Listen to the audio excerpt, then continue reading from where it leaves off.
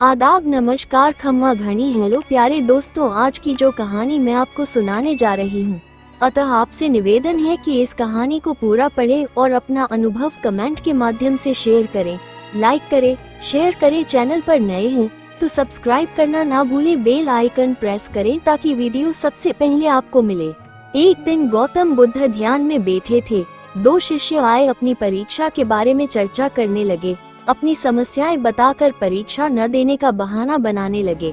गौतम बुद्ध ने जीवन में समस्याओं से घबराने के बजाय उन्हें शांति से हल करने को कहा। समस्याएं इतनी बड़ी नहीं होती जितना उसका डर हमें कमजोर बनाता है। और एक कहानी सुनाई। एक सम्राट के पुराने वजीर की मृत्यु हो गई। वजीर बहुत बुद्धिमान था, लेकिन उसकी अचानक मृत्यु हो गई, इसलिए अब नए मंत्री की तलाश शुरू की गई। साम्राज्य बहुत बड़ा था, इसलिए उसे संभालने के लिए एक बुद्धिमान और दूरदर्शी वजीर की जरूरत थी। पूरे राज्य में सबसे बुद्धिमान और चतुर व्यक्ति की तलाश शुरू हो गई है। इसके लिए राज्य भर में कई तरह की परीक्षाएं आयोजित की गईं। पूरे राज्य से विचारशील और बुद्धिमान व्यक्तियों को चुना गया और फिर उनकी और भी कठिन परीक्षाएं ली गईं और अंत में केवल 3 चुने हुए व्यक्तियों को राजधानी लाया गया ताकि सम्राट उनकी अंतिम परीक्षा ले सके। उन तीनों को एक कमरे में रखा गया और इसकी घोषणा स्वयं सम्राट ने की थी कि कल उनकी अंतिम परीक्षा ली जाएगी और जो इसमें उत्तीर्ण होगा उसे राज्य का वजीर घोषित कर दिया जाएगा। परंतु आश्चर्य की बात थी कि शाम होते होते यह बात सारी राजधानी में फैल गई। सम्राट कल कौन सी परीक्षा लेने वाला है? सारे शहर में इसी बात की चर्चा होने लगी। सम्राट एक बहुत ही अजीब परीक्षा लेना चाहता था। कल सुबह उन तीनों को महल के एक बड़े कमरे में बंद कर दिया जाएगा और एक बड़ा ताला लगा दिया जाएगा। उस कमरे का दरवाजा व ताला उस राज्य के कारीगरों, गणितज्ञों और इंजीनियरों द्वारा बनाया गया था।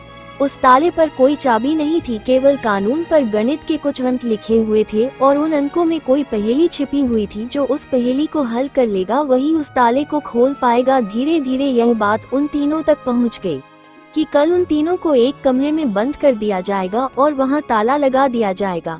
इसकी कोई चाबी नहीं है, बस उस ताले पर गणित के कुछ नंबर खुदे हुए हैं जिसमें एक पहेली छिपी हुई है।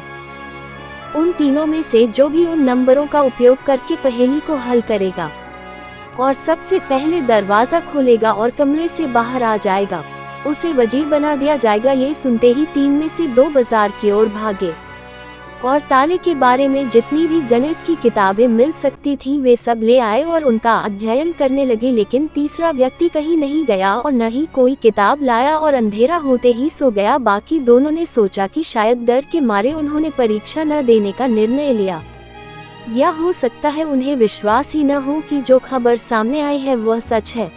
लेकिन फिर भी उन्होंने कोई मौका छोड़ना ठीक नहीं समझा, क्योंकि यह जीवन में एक बार मिलने वाला मौका था। वे पूरी रात जागकर किताबें पढ़ते रहे, ताला विज्ञान से संबंधित जो भी साहित्य था। जब सुबह हुई तो तीसरा व्यक्ति उठा और उन तीनों को सम्राट के सामने पेश किया गया। वहां उन्हें पता चला कि यह अफवाह सच थी।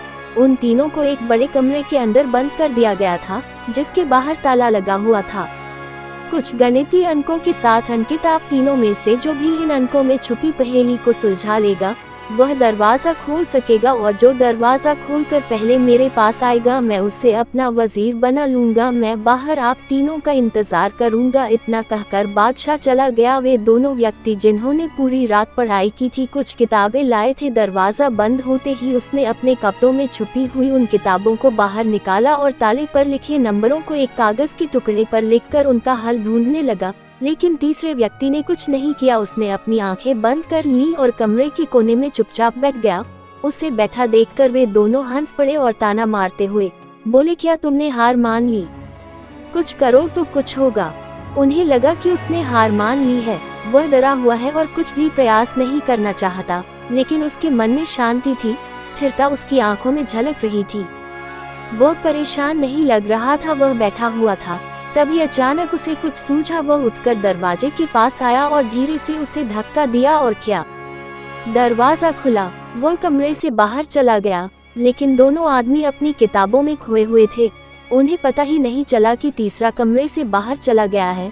उन्हें तब पता चला जब सम्राट तीसरे व्यक्ति के साथ अंदर आए और कहा अपनी ये किताबें बंद करो, जिसे बाहर जाना था वह तो बाहर जा चुका है। ये देखकर वे दोनों दंग रह गए और पूछा तुम बाहर कैसे निकले। बादशाह ने कहा कि ताला तो बंद नहीं था, क्योंकि बंद ताले तो खोले जा सकते हैं, लेकिन कैसे, क्या तुम वो ताला खोलोगे जो बंद नहीं किया गया है। यह आदमी आप में से सबसे बुद्धिमान है, क्योंकि इसने बुद्धिमान होने का पहला परिचय दिया है। ताले पर लिखे नंबरों को हल करने से पहले ये पता लगाने की कोशिश करता है कि ताला बंद है या नहीं। एक आदमी वास्तव में होशियार है जो किसी भी समस्या को हल करने से पहले ये जांचता है कि जो वो हल करने जा रहा है वो वास्तव में समस्या है या नहीं। तो यह आदमी हमारे राज्य का सबसे चतुर व्यक्ति है। हम इसे अपना वजीर नियुक्त करते हैं। तो दोस्तों, इस कहानी से यही सीखने वाली बात है कि जब भी हमें लगे कि हमारे सामने कोई बड़ी समस्या है तो घबराकर उस समस्या का समाधान ढूंढने की बजाय हमें शांति से सोचना चाहिए कि जो मैं समझ रहा हूँ वो वास्तव में समस्या है या नहीं, या वास्तविक समस्या कुछ और है जो मैं अभी नहीं देख पा रहा हूँ। गौतम बुद्ध ने बताया 4 प्रकार से समस्या को सुलझाए। पहला, ये शांत मन से विचार करना। जब भी हमारे सामने कोई बड़ी समस्या आती है, अक्सर हमारा पहला कदम होता है घबराना और उसे जितनी जल्दी हो सके हल करने की कोशिश करना, परंतु यही घबराहट हमें असली समस्या से दूर कर देती है। कहानी के तीसरे व्यक्ति ने ऐसा नहीं किया। उसने शांति से सोचा कि क्या समस्या वास्तव में उतनी जटिल है जितनी उसे दिख रही है, और इसी समझदारी ने उसे विजयी बना दिया। दूसरा, ये कि समस्या की पहचान करना। इस कहानी में सम्राट ने एक पहेली रखी थी जो स्पष्ट तौर पर एक कठिन गणितीय चुनौती लग रही थी, लेकिन असली चुनौती उस पहेली को हल करना नहीं थी, बल्कि यह समझना था कि क्या सच में कोई समस्या है भी या नहीं। समस्या की सही पहचान करना ही उसे सुलझाने का पहला और सबसे महत्वपूर्ण कदम है। तीसरा, ये कि अंधाधुंध प्रयास नहीं, सही प्रयास। दोनों अन्य व्यक्तियों ने बिना सोचे समझे किताबों और ज्ञान पर ध्यान दिया, जबकि तीसरे व्यक्ति ने स्थिति का सही मूल्यांकन किया और बिना बेवजह के प्रयास के सही दिशा में कदम बढ़ाया। ये जीवन में एक बड़ा सबक है कि सिर्फ मेहनत करना ही काफी नहीं होता, सही दिशा में मेहनत करना जरूरी है। चौथा, ये कि धैर्य और स्थिरता का महत्व। तीसरा व्यक्ति न केवल धैर्यवान था बल्कि उसका मन भी स्थिर था। उसने बिना किसी डर या जल्दबाजी के स्थिति का मूल्यांकन किया और एकदम सही कदम उठाया। ये सिखाता है कि धैर्य और मानसिक शांति ही बड़ी से बड़ी चुनौतियों को सुलझाने में मदद करती हैं। इस कहानी से हमें सीख मिलती है कि जब भी हम जीवन में किसी कठिन परिस्थिति में फंसते हैं, हमारी पहली प्रतिक्रिया होती है घबराहट या डर, परंतु सच्ची समझदारी यह होती है कि हम अपने डर पर काबू पाकर शांत मन से समस्या का सही समाधान खोजें। जब दिल और दिमाग में शांति हो, तभी हम सही समाधान तक पहुंच सकते हैं। तो दोस्तों, हर समस्या को एक चुनौती की तरह नहीं, बल्कि एक अवसर की तरह देखें। पहले ठहरे, गहरी सांस लें और शांति से सोचें कि समस्या वाकई में है भी या नहीं। कहानी पसंद आए तो ज्यादा से ज्यादा दोस्तों को शेयर करें, लाइक करें। चैनल पर नए हैं तो सब्सक्राइब करना ना भूलें, बेल आइकन प्रेस करें ताकि वीडियो सबसे पहले आपको मिलते हैं अगली कहानी के साथ। धन्यवाद।